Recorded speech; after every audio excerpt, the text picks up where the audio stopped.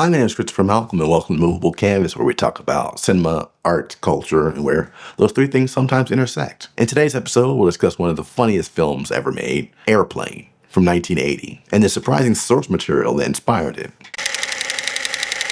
What is comedy? I mean, obviously it's clear on the surface that comedy is pretty much anything that makes us laugh, but how does it make us laugh? And why do some comedians leave us in stitches while others just leave us cold? The other night I went to a screening of one of my all-time favorite comedies, Airplane, with an exclamation point. Coming out in 1980, it was one of the first films I remember committing to memory as a kid, and 45 years later remaining endlessly quotable.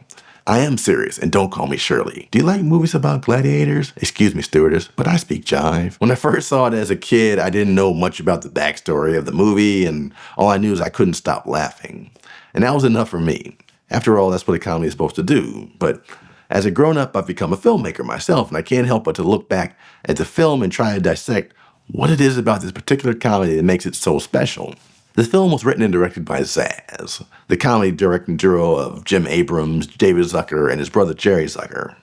As a trio, they made Airplane, Top Secret, Ruthless People. David Zucker went on to do the Naked Gun series and the Scary Movie series. Jim Abrams went on to do the Hot Shot series. And Jerry Zucker, interestingly enough, went on to direct one of the greatest love stories of all time in 1990 with Ghost, starring Patrick Swayze and Debbie Moore. But needless to say, the trio, which began their career writing the 1970s comedy Kentucky Fried Movie, knew a thing or two about making people laugh. Ironically, the source of the film, Airplane, was no laughing matter.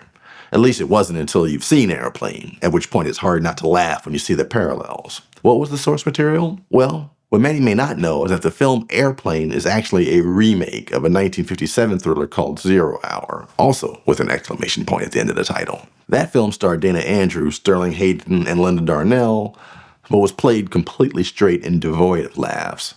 So how did Zaz make Airplane, which at times is a shot-for-shot remake of 0 Hour, into one of the funniest movies ever made?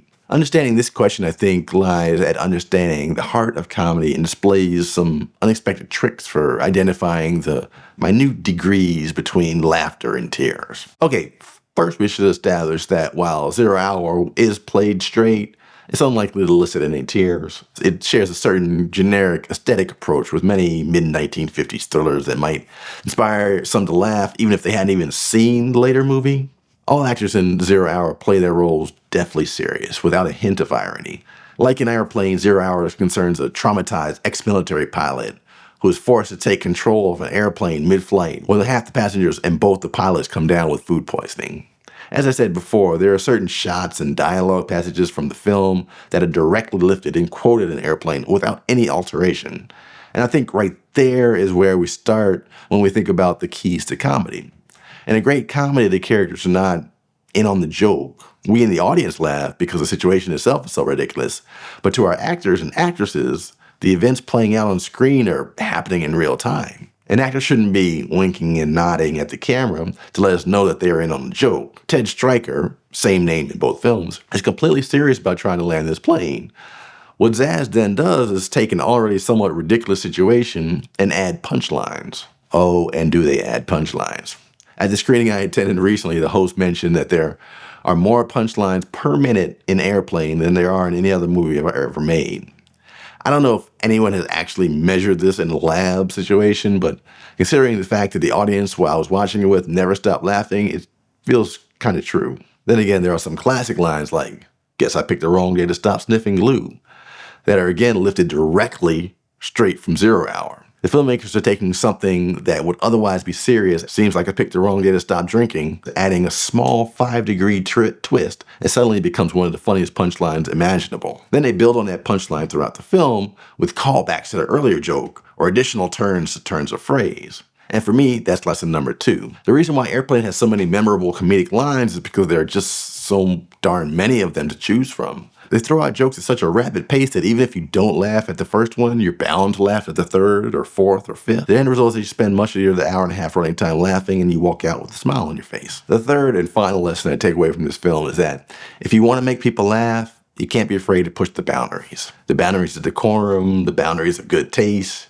You may even risk offending someone from time to time. No doubt, Airplane is one of those movies that has jokes that people would say, you could never get away with that today. But At least in my opinion, everyone in the film is such an equal opportunity target for laughs that the film is able to mine humor out of what would otherwise be such dark material. I mean, let's not forget that one of the funniest running gags throughout the film is a man's barely hidden pedophilia. I mean, I guess in theory, I should be offended by the jive-talking caricatures of black men, but I'm not. Similarly, there's nothing funny about striking a woman, but when the passengers are all lined up to take turns slapping that hysterical woman mid-flight, it's pretty bleeping funny. It's one of the film's funniest bits, and yeah, you guessed it, it's straight out of 0 Hour. I don't know if it's better to see 0 Hour first, then watch Airplane, or vice versa. To be sure, once you've seen Airplane, it will be impossible to watch 0 Hour without laughing. But with Airplane, Zaz created a genre of comedy all their own.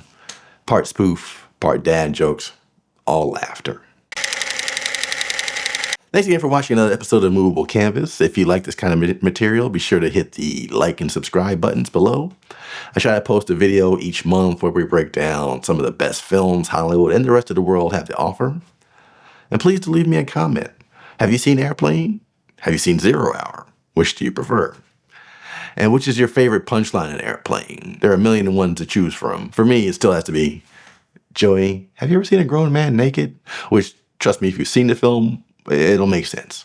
Or the little sidebar with the young man and young woman where she says, I take my coffee black, like my man. So thanks for watching. I'm gonna go put the movie on again, but thank you guys for dropping by, and you have a great day.